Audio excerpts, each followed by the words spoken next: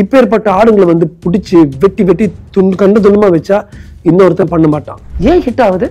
உன் அக்காவை சொல்றானே, உன் பொண்ணு சொல்றான்டா, உன் தங்கச்சியை சொல்றான்டா, அப்ப எரியுதுல உனக்கு. ஏன் பின்ன பார்த்துட்டு கை தட்டிட்டு பாப்கார்னை சாப்பிட்டு வர?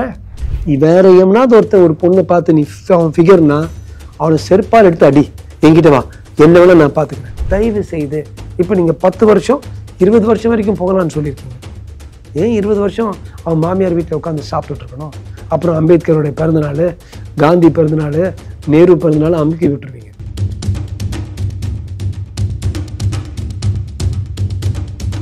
அசுரன் அசுரன் இது மிருகம் சொல்ல முடியாது. மிருகம் அப்படி பண்ணாது, தன் தேவைதான் தீர்த்துக்கும். Maybe it's can be injected அப்படின்னு. Correct, it can be injected. இவன் தான் ரேபிஸ்ட்னு சொல்றதுக்காக 2-3 மனிதர்கள் கை காலை பிடிச்சி ஒருத்தர் ஒரு இந்த இடுப்பு பக்கம் கடிச்சிருக்கான், அது இன்னொருத்தன் அந்த இதை படிச்சிருக்கான், மார்பகத்தை கடிச்சிருக்கான். ஐயோ, இந்த ஊர்ல ஒரு பெண்ணு விஷயத்துக்கு மாட்டினோம்னா தொலைச்சிருவாங்கடா இந்த ஒரு பயம் ஒவ்வொரு ரோட் சைடு ரவுடிக்கும் பொட்டன்ஷியல் ரேபிஸ்டுக்கும் இருந்தால்தான். ஒரு தனி மனிதன் டெஃபினட்டா இல்லை. நான் எழுதி தரேங்க.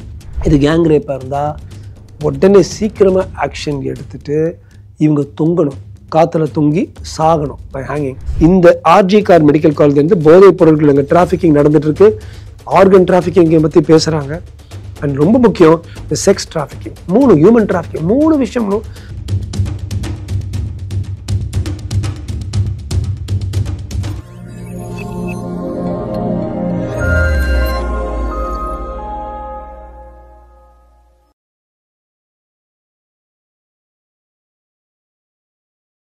தாமரை நேயர்களுக்கு வணக்கம். இன்று நம்மோடு இணைந்திருக்கும் சிறப்பு விருந்தினர் லைஃப் லைன் ஹாஸ்பிட்டல் சேர்மன் திரு டாக்டர் ராஜ்குமார் அவர்கள். வணக்கம் டாக்டர். வணக்கம் அஞ்சு. வணக்கம் நேயர்களுக்கு. வெஸ்ட் பெங்காலில் வந்து ஒரு ரேப் கேஸ் நடந்திருக்கு.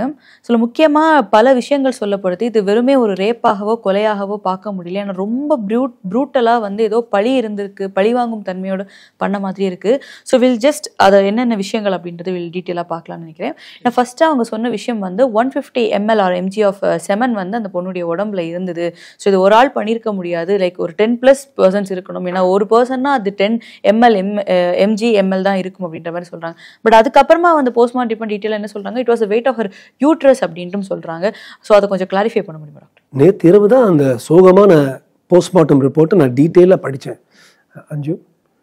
நீங்கள் சொன்ன போல் கடைசி ரிப்போர்ட் வந்து இந்த வெயிட் ஆஃப் த யூட்ரஸ் வந்து 150 கிராம்னு வந்திருக்கு. ஆனால் அதே போஸ்ட்மார்ட்டம் ரிப்போர்ட் நீங்கள் படிச்சிங்கன்னா இந்த யூட்ரஸ்குள்ளார completely filled with viscous black liquid, completely filled with லிக்விட்னு போட்டிருக்கு.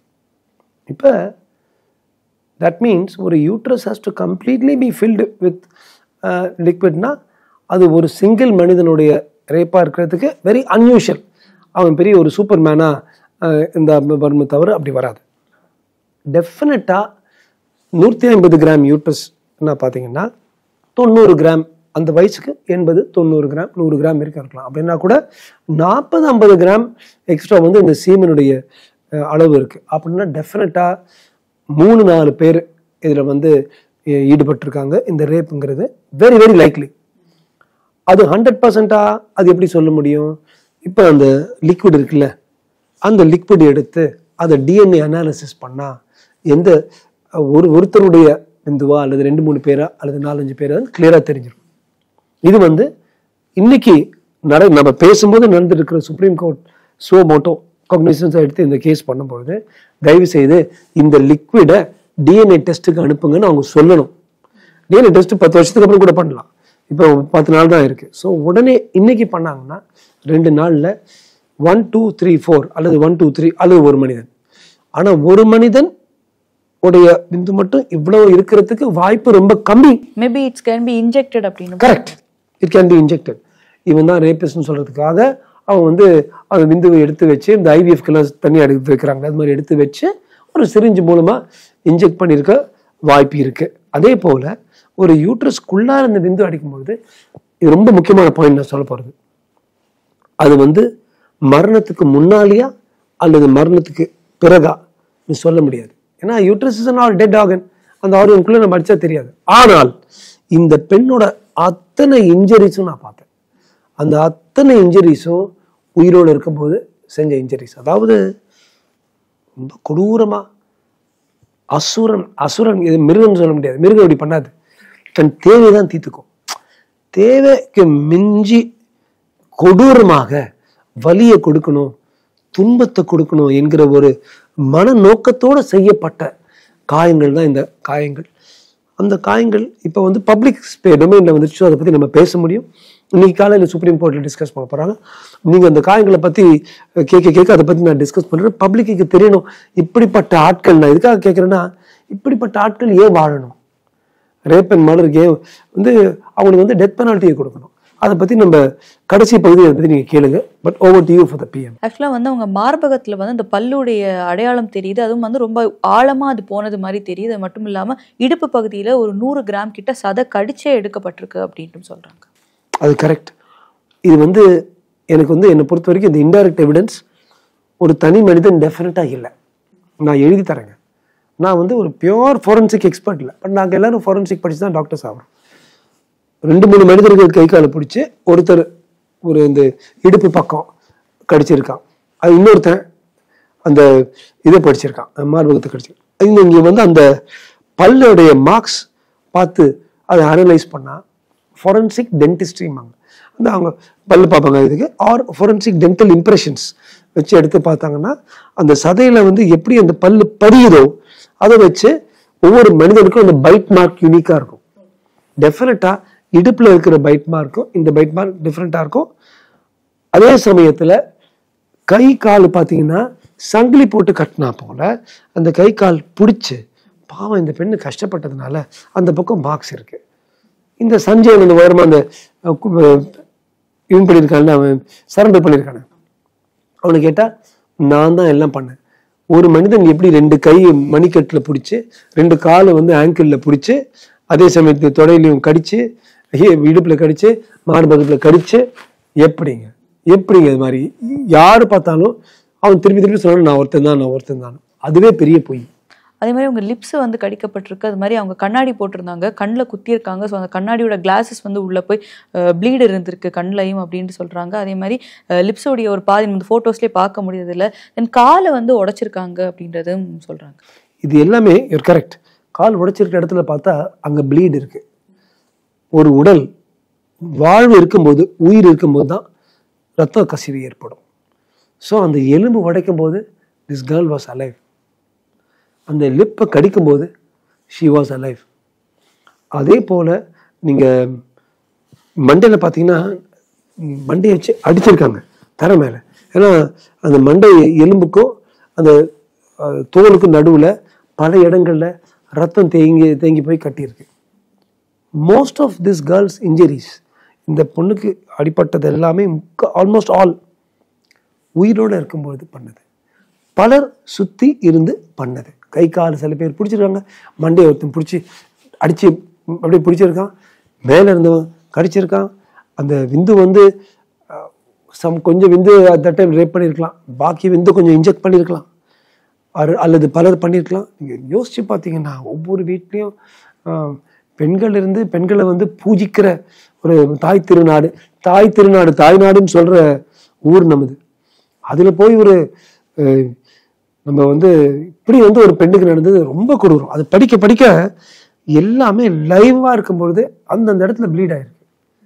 சில பேர் என்ன பண்ணுவாங்க, கொன்னுட்ட அப்புறம் சைக்கோஸ் டொங்கு அடிப்பாங்க. அதாவது அவங்க அம்மா மேலே இருந்த ஒரு கோவமோ ஒரு சின்னம்மா மேலே இருந்த கோவமோ அது காட்டுவாங்க. இது அப்படி இல்லை. ஒவ்வொரு அடியும் ஒவ்வொரு கிழியும் நீங்கள் பார்த்தீங்கன்னா முகத்திலையும் கழுத்துலையும் பல காயங்கள் இருந்திருக்கு.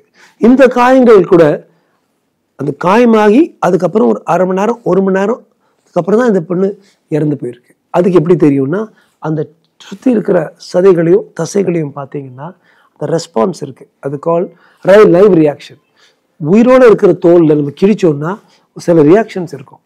அந்த ரியாக்ஷன் அரை மணி நேரத்துலேருந்து 1 மணி நேரம் வரைக்கும் அது இருந்திருக்கு. ஸோ அந்த போஸ்ட்மார்ட்டம் படிக்க ஒவ்வொரு காயமும் போட்டது முடிஞ்சிட்ட அப்புறம் சும்மா அடிச்சுட்டு போகிற மாதிரி இல்லாமல் இந்த பெண்ணுக்கு வந்து ஒரு டார்ச்சர் பண்ணி உயிரை மட்டும் எடுக்காமல் கஷ்டம் கொடுத்து உயிரை எடுத்திருக்காங்க. இந்த கைவர்கள் வெறும் கைவர்கள், மிருகங்கள், அசுரர்கள், டிமன்ஸ் இங்கே பண்ணது. நீ ஒருத்தர் வந்து எவ்வளவு வாட்டி வந்தா கூட டிமன்ஸ் பண்ணியிருக்காங்க. 3, 4, 5 பேர் இதுல வந்து சம்பந்தப்பட்டிருக்காங்க. போக போக சிபிஐ விசாரணை வர வர நான் சொல்ற உண்மைகள் எல்லாம் வெளிவரும். இது மாதிரி மோடி அவர்களும் வந்து இண்டிபெண்டன்ஸ் டே நம்ம பார்க்குறோம். இந்த ஒரு விஷயத்த வந்து அவர் வந்து கோட் பண்ணியிருப்பார். உமன் சேஃப்டி பற்றி சொல்லும்போது சொல்கிறாங்க, குற்றவாளிகளுக்கு வந்து மரண தண்டனை மாதிரி ஏதாவது ரொம்ப ஹார்ஷான தண்டனை கொடுத்தா மட்டும்தான் குற்றம் செய்யணுன்றவங்களுக்கு வந்து ஒரு பயம் இருக்கும் அப்படின்ட்டு சொல்லியிருக்காங்க. ஆனால் இன்னொரு குற்றச்சாட்டு என்ன, இப்போ தான் நம்ம பிஎன்எஸ் மாற்றிருக்கோம். அவங்க மோடி அவர்களுடைய ஆட்சியிலே 10 வருட காலம் வந்து மோடியுடைய ஆட்சி இருந்தது. அப்போ அவங்க மாற்றணும்னா இதை விட ஸ்ட்ராங்காக கொண்டு வந்திருக்கலாம் இல்லையா அப்படின்றது. பாருங்க, எல்லாத்துக்கும் திரும்பி அரசியலுக்கு வந்துட்டோம் பாருங்க. நான் என்ன சொல்வேன்னா, அஞ்சு பிஎன்எஸ்ல இப்போ கூட நான் செக் பண்ணேன், பாரதிய நியாய சமிதால பொதுவாக ரேப்புக்கு வந்து மரண தண்டனை கொடுக்க மாட்டாங்க.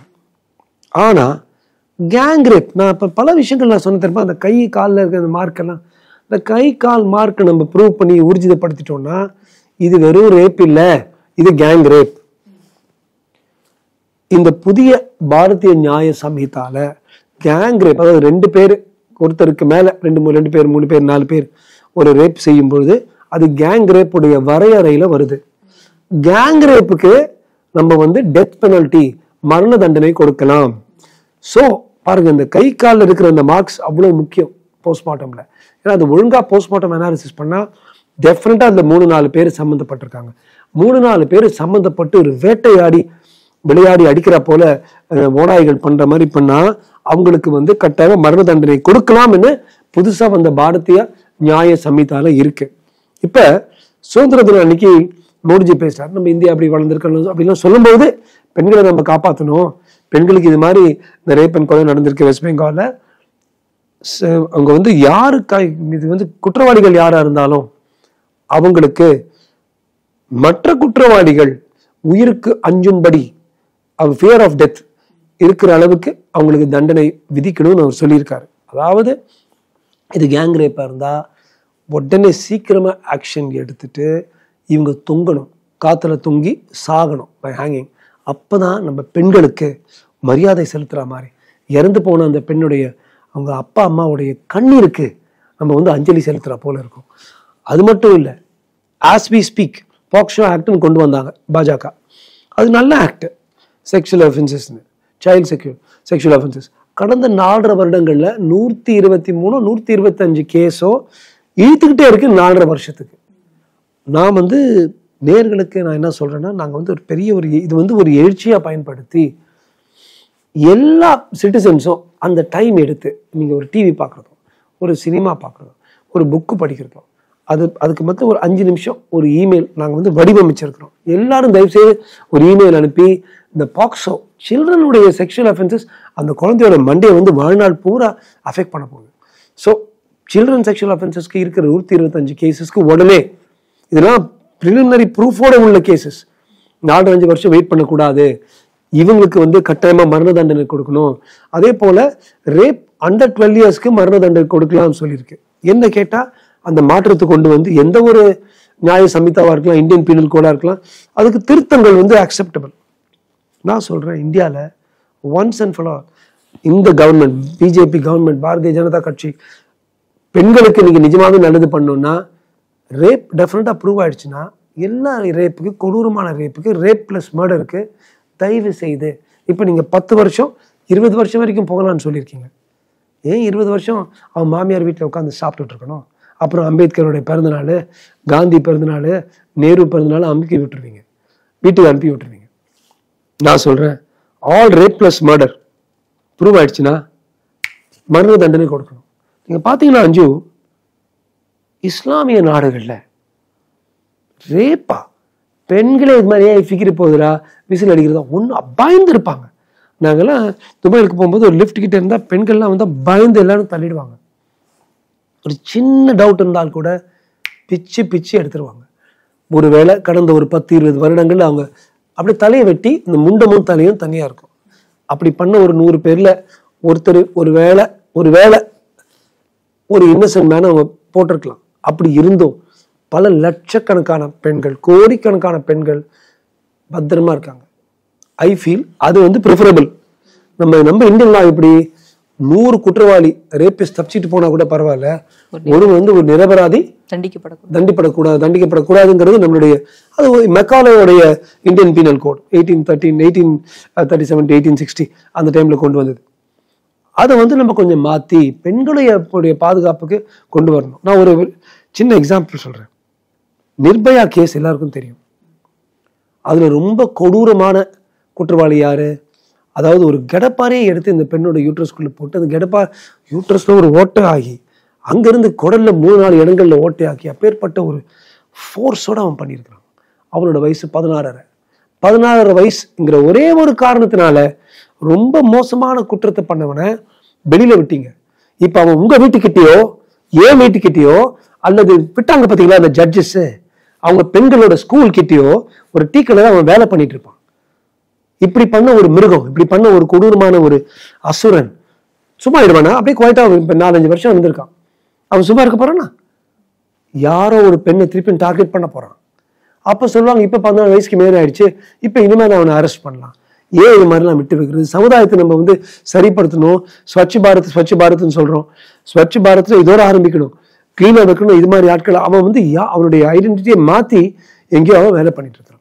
இப்பேற்பட்ட ஆளுங்களை வந்து பிடிச்சி வெட்டி கண்டு துண்டமா வச்சா இன்னொருத்தன் பண்ண மாட்டான். கிரைமுக்கு வந்து டிட்டரண்ட்னு சொல்லுவாங்க. அதாவது ஐயோ பனிஷ்மெண்ட் கொடுத்துருவாங்கங்கிற பயம் இல்லை என்றால் இது மாதிரி நம்ம சொன்னோம்னா நிரபராதி வந்து ஒருத்தன் கூட ஒரு நிரபராதி தொங்கக்கூடாதுன்னு நினைச்சோம்னா, இப்பேற்பட்ட ஆட்கள் எந்த ஜட்ஜி அவனை விட்டானோ அந்த ஜட்ஜி வீட்டுக்கு வெளியில வெயிட் பண்ணிட்டு இருக்கலாம். எந்த போலீஸ் பிடிச்சாங்களோ அந்த போலீஸ் வீட்டுக்கு வெளியில வெயிட் பண்ணிக்கலாம். உங்க வீட்டு வெளியில வெயிட் பண்ணிக்கலாம், எங்க வீட்டுக்கு வெளியில வெயிட் பண்ணலாம். தயவு செய்து 0 டாலரன்ஸ் ஃபார் கரப்ஷன் இந்தியன் தாத்தா சொல்லி 2-3 மட்டும் ஓடி ஃபிளாப்பா போனாரு இந்தியன் தாத்தா. அது மாதிரி 0 tolerance for violence against women இந்த என்னைக்கு ஒரு ஸ்டாண்ட் எடுக்கிறோமோ அன்னைக்குதான் பாரத நாடு உருப்படும். நான் வந்து ஒரு மருத்துவன். இந்த செத்த பெண்ணு வந்து 36 மணி நேரம் ஷிஃப்ட்டுங்க, 8 மணி நேரம் 9 மணி நேரம் வேலை வச்சு ஒவ்வொருத்தரும் பஜ்ஜி சாப்பிட போயிடுறாங்க, சமோசா சாப்பிட போடுறாங்க, கன்ஸ்ட்ரக்ஷன் ஒர்க்கர்ஸ் 4 மணி நேரத்துக்கு டீக்கு போறாங்க. இந்த காலகட்டத்தில் கூட 36 மணி நேரம் ஒர்க் பண்ற ஒரே ஒரு ப்ரொஃபஷன் மருத்துவர்கள். அந்த மருத்துவ ப்ரொஃபஷன்ல பாத்தீங்கன்னா 60% போன வாட்டி நம்ம நீட் பத்தி பேசும்போது நான் சொல்லிட்டு இருந்தேன், இஸ்ரேகானோட பொண்ணு எல்லாம் போறாங்கன்னு. 60% பெண்கள். இந்த நீட்டால பெண்கள் தான் பாஸ் பண்ணிட்டு வராங்க. அந்த பெண்களுக்கு அவங்க உங்களுக்காக நம்ம ஆட்களுக்கு அவங்க பாதுகாப்பு கொடுக்குறாங்க. அவங்க ஹெல்த்துக்கு, அவங்க உடம்புக்கு பாதுகாப்பு கொடுக்குற பெண்களுக்கு உங்களால ஒரு உதவி பண்ணி பாதுகாப்பு கொடுக்க முடியல. அப்ப என்ன கவர்மெண்ட், என்ன மம்தா பானர்ஜி? அது மட்டும் பாருங்க, 60 மட்டும் இல்ல, 85% நர்சஸ் பெண்கள். அந்த 85-90% பிசியோதெரப்பி எடுத்துங்க. 70 வயிற்று வலி, கை வலி, கால் வலி, முதுகு எல்லாம் ஓடுறீங்கல்ல பிசியோதெரபிஸ்ட் கிட்ட பாருங்க, 75% பிசியோதெரபிஸ்ட் பெண்கள். பல் டாக்டருக்கு பல் வலினா ஓடுறீங்கல்ல, 65-68%, நியர்லி 70% பெண்கள். இந்த பெண்களுக்கு பாதுகாப்பு கொடுக்கலன்னா என்ன நாடு? யோசிக்கணும். இப்ப நிர்பயாவுடைய யூட்ரஸ்குள்ள ஒரு கடப்பாறையை போட்டான நாய், அவன் தொங்கி இருந்தா எவ்வளவோ பாதுகாப்பு வந்திருக்கும். அவனை விட்டதுனால இது வந்திருக்கு. எந்தவித ஒரு ஃபோரம்லயும் நாடாளுமன்றத்தில் கூட சட்டசபையில் கூட நான் போய் ஆர்கியூ பண்ண நான் தயாரா இருக்கேன், சயின்டிபிக் டேட்டாவோட.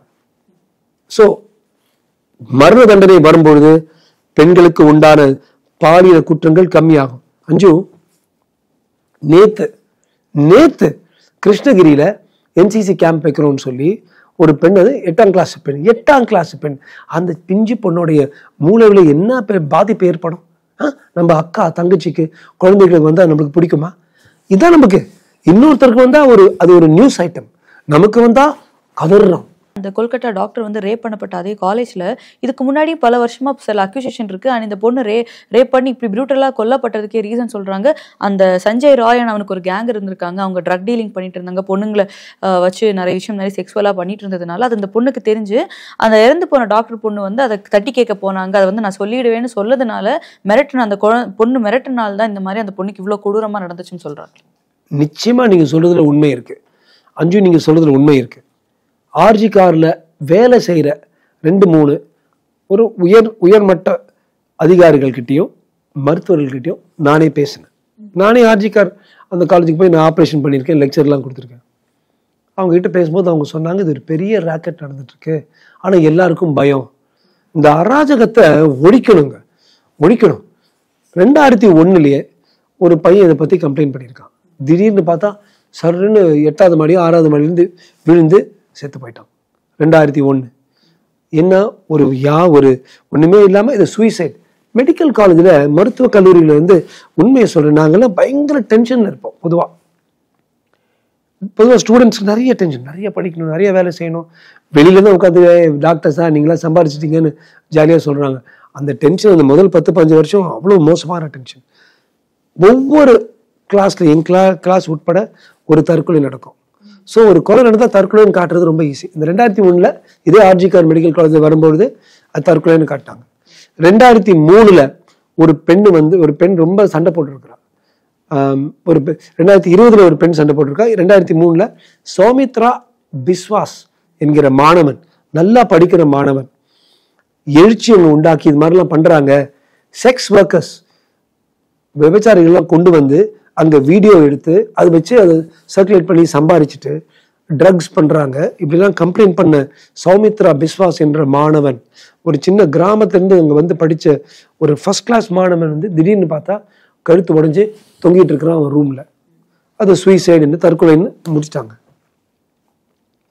2020 19-20 இந்த பிள்ளை இன்னைக்கு இப்போ 2024 ஆகஸ்ட் 9 நடந்த இதே நிகழ்வு போல 2020 ஒரு பெண் வந்து அங்க ரொம்ப கம்ப்ளைண்ட் பண்ணி ஆதாரம்லாம் எடுத்து லோக்கலா மக்கள் கிட்ட பேசிட்டு இருந்தா. திடீர்னு பாத்தீங்கன்னா ஷி கம்ஸ் ஃபிளைங் அவுட். 2000 மேலேருந்து டமான் கீழே வந்து இறந்து போறாங்க. திருப்பியும் தற்கொலைன்னு சொல்றாங்க. ஆனா எந்தவித ப்ராப்பர் போலீஸ் ஆக்ஷன் எடுக்கல. ஏன்னா அது 2020 மார்ச்லோ ஏப்ரலோ கோவிட் ரொம்ப பலமா இருந்த ஒரு காலகட்டத்தில் வந்தால எஸ்கேப் ஆயிடுச்சு. இப்ப 2024 இந்த பெண்ணுடைய மரணம் வீணா போகக்கூடாது. அந்த 2001, 2003, 2020 நடந்த மரணங்களும் ஏன்னு பார்க்கணும். அந்த 2020 கூட இருந்த அதே பிரின்சிபல் தான் இப்ப இருக்கிற பிரின்சிபல். இதே சஞ்சய் அப்ப கூட சுத்திட்டு இருந்திருக்காங்க கடந்த 4-5 வருஷமா. கொஞ்சம் இந்த சஞ்சய் எடுத்துட்டு அவங்களால பண்ண முடியாது, நம்ம தமிழ்நாடு போலீஸ்கிட்ட அனுப்ப சொல்லுங்க. 3rd டிகிரி அடின்னு அடிச்சோன்னா இவனை அந்த யார் அந்த கும்பல் என்னெல்லாம் பண்றாங்க, ட்ரக் டிராபிகிங் பண்றாங்க, போதை பொருட்கள் இருக்கும் பொழுது எந்தவித கொலையும் நடக்குங்க. ஏன்னா போதை பொருட்கள் அவ்வளவு பவர்ஃபுல். இந்த ஆர்ஜிகார் மெடிக்கல் காலேஜ் வந்து போதை பொருட்கள் அங்கே டிராபிகிங் நடந்துட்டு இருக்கு. ஆர்கன் டிராபிகிங் பத்தி பேசுறாங்க. அண்ட் ரொம்ப முக்கியம் இந்த செக்ஸ் டிராபிகிங், ஹியூமன் டிராபிகிங், 3 விஷயங்களும் ரொம்ப நீச்சமான 3 விஷயங்கள். ஆனா 3 விஷயங்களும் காசு நிறைய இருக்கிற விஷயங்கள் நடக்குது. தட்டி கேட்கும்போது கொலை பண்ணி ரேப் பிளஸ் மர்டர் பண்ணியிருக்காங்க. டெஃபினட்டா ரேப் நடந்திருக்கு. ஏன்னா I feel bad to say பல இளம் பெண்கள் இதை கேட்டுட்டு இருப்பாங்க. அந்த உயிரினம் கிட்ட இருக்கிற அந்த ஹைமன் சொல்லுவாங்க, அது கிட்ட எல்லாம் இருக்கிற அந்த எல்லா இன்ஜுரிஸும் இந்த பாவம் இந்த பொண்ணு உயிரோடு இருக்கும்போது தான் ரேப் பண்ணிருக்கா. அதாவது கழுத்தை நெரிச்சு கொண்டுட்டு அப்புறம் ரேப் பண்ணல, ஆக்சுவலா ரேப் பண்ணும்போது உயிரோடு இருந்திருக்கா. அது நல்லதா கெட்டதாங்கிறது டிஃப்ரெண்ட் மேட்டர். விஞ்ஞான ரீதியில் பார்க்கும்போது இதெல்லாம் நடந்திருக்கு. ஸோ இந்த கொலை, இந்த கற்பழிப்பு கொலை வீணா போகக்கூடாது. இந்தியாவில், தமிழ்நாட்டில், வெஸ்ட் பெங்காலில், உலகத்திலே பெண்களுக்கு ஒரு எழுச்சியா திகழணும். அப்ப இந்த மரணம் வேஸ்டா இருக்காது. பட் இதுக்கு எல்லாத்துக்கும் முன்னாடி இன்னொரு விஷயம் பார்த்தோம்னா, இப்போ ஒரு சின்ன வயசுலேருந்து ஒரு சைல்டா அது பெருசாகிற வரைக்கும் ஒரு பொண்ணு எடுத்துக்கிட்டாலும் சில பசங்களுக்கும் இப்போ அது நடக்குது. லைக் செக்ஷுவலி அவங்க அபியூஸ் பண்ணப்படுறாங்க, அது ரேப்பும் நடக்குது. சிலவங்களுக்கு அவங்கள தொடுற விதமாக இருக்கட்டும், இன்னப்ரோப்ரியேட்டாக தொடுறது, நிறைய விஷயங்களும் நடக்குது. அந்த வயசில் வந்து அதோடைய நாலேஜ் அவங்களுக்கு இருக்காது. அண்ட் வந்து பேரண்ட்ஸும் அதை வந்து அவங்களுக்கு சொல்லி கொடுக்குறது இல்லை. ஸோ அதை வந்து நிறைய இப்போ நம்ம கிராஸ் பண்ணி வர நிறைய பெண்கள் வந்து அதை லைஃப்பில் அனுபவிச்சிருப்பாங்க. ஒரு ஸ்டேஜ் வரும்போது, அதோட ரியலைசேஷன் வரும்போது, அப்பா நமக்கு அன்னைக்கு நடந்தது இதுதான் அப்படின்றது தெரியும். ஸோ இதையெல்லாம் ஹவ் வி கேன் ஸ்டாப், இல்லைன்னா இதுக்கு என்ன ஒரு சொல்யூஷன் கொண்டு வர முடியும்? ரொம்ப நான் வெட்கி தலை குனிறேன். ரீசெண்டாக ஒரு குரூப் ஆஃப் கேர்ள்ஸ் பேசிக்கிட்டு இருந்தாங்க, என் டாட்டரோட ஃப்ரெண்ட்ஸு. அவங்கெல்லாம் என்ன சொல்கிறாங்க, ரொம்ப நான் தலை குனிற விஷயம். அப்பா, my daughter saying 90% almost girls பேசும்போது, ஏன்னாவது இப்படி தொட்டான் எனக்கு அப்போ தெரியல, இப்படி பண்ணான்னு இருக்க. வெட்கி தலை குனிகிற ஒரு ஆம்பளைங்கிற ஒரு பொசிஷன் ரொம்ப நான் தலை குனிறேன். ஒரு பக்கம் பெண்களுக்கு வந்து இளம் பெண்களுக்கு bad touch and good touch பத்தி பேசணும். இப்படி தொட்டா அது குட் டச் பேட் டச். அது பெண்களுடைய தொல்காப்பியத்திலே 3000 வருஷத்துக்கு முன்னாடி தொல்காப்பியம் எழுதியிருக்காரு. அச்சம், மடம், நாணம், பயிர்ப்பு. பயிர்ப்புன்னா தகாத முறையில் ஒருத்தன் தொட்டாலே ஒரு அருவருப்பு இருக்கும் ஒரு பெண்ணுக்கு. நானே ஒரு சில பெண்கள் கை பிடிச்சி போகும்போது நடந்து போகும்போது என்னை வந்து நீங்கள் பொம்பளை பொறுக்கி சொல்லலையான்னா அவங்க சொல்லுவாங்க, இல்லை எங்களுக்கு தெரியும், ஒருத்தவன் கை பட்டாலே அவனுடைய இன்டென்ஷன் என்னன்னு பெண்களுக்கு தெரியும், அந்த ஆண்களுக்கு தெரியாது, பெண்களுக்கு. அது வந்து நம்ம வளர்க்கணும். இதை பற்றி நம்ம வெட்கப்படாமல் சின்ன வயசு அம்மா உனக்கே தெரியும் ஒரு மாதிரி இருந்துச்சுன்னா அந்த கையை விட்டுரு. அதுதான் பயிர்ப்பு, பெண்களுக்கு உரிய ஒரு தன்மை. தொல்காப்பியத்தில் எழுதுன பயிர்ப்பு. அதை நம்ம ஸ்ட்ரெஸ் பண்ணி வளர்க்கணும் ஒரு பக்கம். இன்னொரு பக்கம் அஞ்சு, நான் திருப்பி அதே பாயிண்ட் திருப்பி சொல்ல நினைக்காதீங்க.